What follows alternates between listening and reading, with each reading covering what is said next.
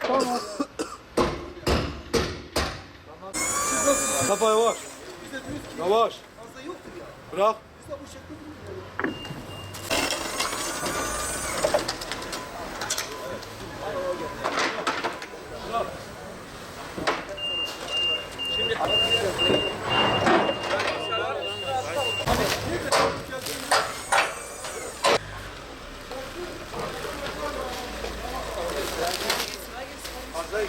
Abi bu şekilde yeterdir abi. Tamam abi bu şekilde abi. Bu şekilde geçmesin. Gel. Gel.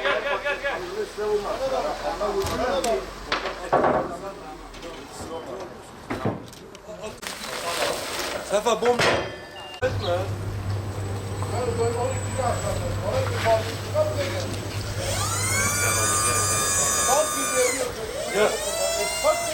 Gel. Gel topla aynı böyle düz gel.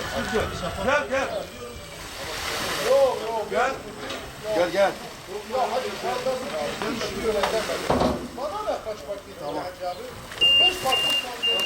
Şimdi yanlardan Oradan bir sıralar daha ediyor musun?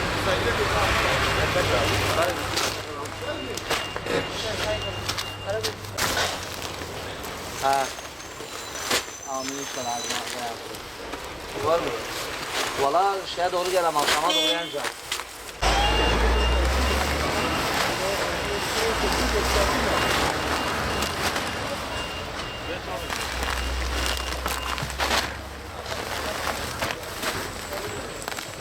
Ne yapalım? Abisi. Kapat şöyle. Ne olması lazım? Sen bir daha bıraksan. Onu bıraksan onu da kapat. Ha. Acele.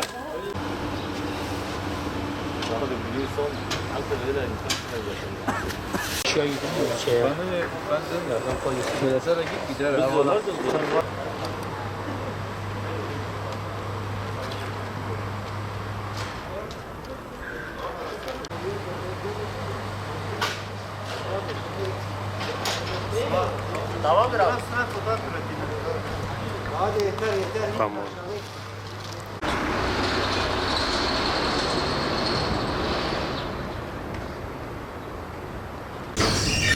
Umut Kervanı olarak İdlib'e başlattığımız kampanyayı bir bot, bir mod, ondan sonra gıda paketi, temizlik ürünleri, battaniye, bu tür elbise toplamışız. Allah'ın izniyle paketledik, tırlarımıza yükledik.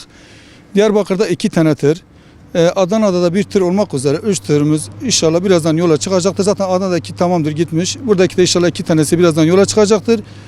Allah'ın izniyle orada artık gereken yere ulaştıracağız ve dağıtımı yapacağız.